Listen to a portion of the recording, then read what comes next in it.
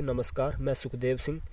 काफ़ी किसान भाइयों के फ़ोन आ रहे हैं कि आलू में लेट ब्लाइट का प्रकोप हो रहा है, तो आज हम आलू में लेट ब्लाइट पर एक वीडियो बना रहे हैं। ये बीमारी आने के चांस किसान भाइयों, जैसे बरसात हुई है, बरसात के बाद आसमान में बादल छाए रहते हैं और फोक रहती है, धूप नहीं निकलती प्रॉपर, तो ये बीमारी आने के चांस बने रहते हैं। देखो इस खेत में आई हुई है, ये देखो पूरा पत्ता झुलस चुका है, पूरा पौधा, और सडन रोग पैदा हो रहा है। ये मैं आपको इसकी पहचान बता रहा हूँ। किसान भाई अपने खेत में प्रॉपर निरीक्षण करें, खेत में पानी ना भरने दें। इस तरीके से आपने देखना है अपने खेत में। ये देखो, आपको जब ज़मीन पे देखेंगे तो आपको ये रुई जैसा भी दिखेगा। अगर आपको ऐसा लगे तो समझ लो आपके खेत में आलू की फसल में लेट ब्लाइट का प्रकोप होने वाला है, और पत्तों पे ऐसे काले धब्बे दिखाई देंगे। इस बीमारी से बचाव के लिए किसान भाइयों आपको डूपोर्ट का करजट, जिसमें सिमोक्सानेल जिसमें 8%, मैनकोजेब 64% WP फॉर्म में आता है, उसका 600 ग्राम प्रति एकड़, और 50 ml स्टिकर अच्छी तरह दोनों दवाइयों को घोल लेना है, और 130 लीटर या 140 लीटर पानी की स्प्रे करनी है 1 एकड़ में, नोजल को बिल्कुल बारीक करके। पहली स्प्रे आपने डूपोर्ट के करजट, जिसमें सिमोक्सानेल 8%, मैनकोजेब 64% WP फॉर्म में आता है। इस स्प्रे के 4 से 5 दिन के बाद आपने M45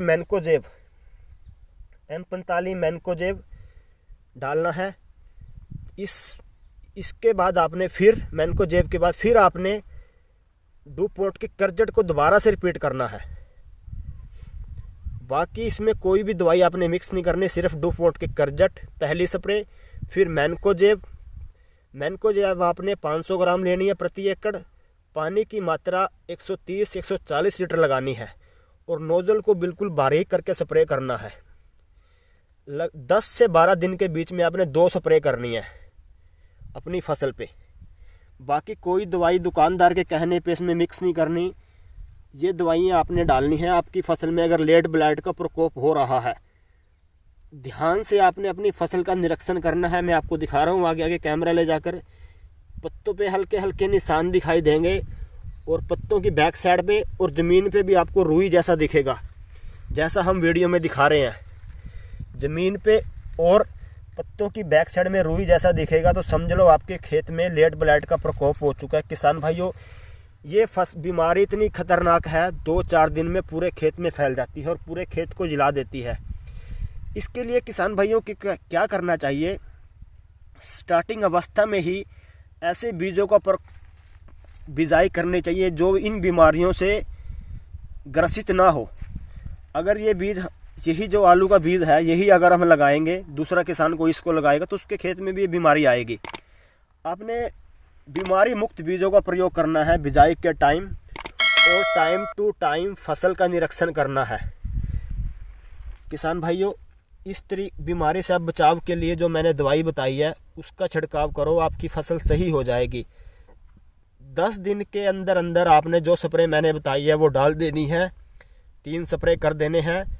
दुकानदार के कहने पर कोई स्प्रे नहीं करनी। अगर आपको ये जो मैंने दवाइयाँ बताई नहीं मिलती तो आप, हमारा व्हाट्सअप नंबर आपके पास है, फ़ोन नंबर आपका हमारे पास है, हमारे को फ़ोन करके पूछो तो हम दूसरी दवाई बताएंगे आपको।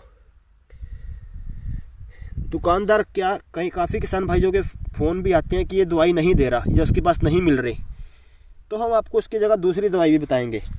मैं आपको ध्यान से दिखा रहा हूँ, फसल का निरीक्षण करते रहना है। और इसके बचाव के लिए हम दोनों दवाइयों की फ़ोटो भी दिखाएंगे वीडियो में, वो भी आप देख के पहचान लो, और उसके बाद फसल में स्प्रे करो। पानी का विशेष ध्यान देना है। 140 लीटर पानी लगाना है, बिल्कुल नोजल को बारीक कर आराम से स्प्रे करनी है, नहीं तो ये फसल पूरे चौपट कर देती है खेत को। ध्यान से देख लो आप इस बीमारी को। नमस्कार किसान भाइयों।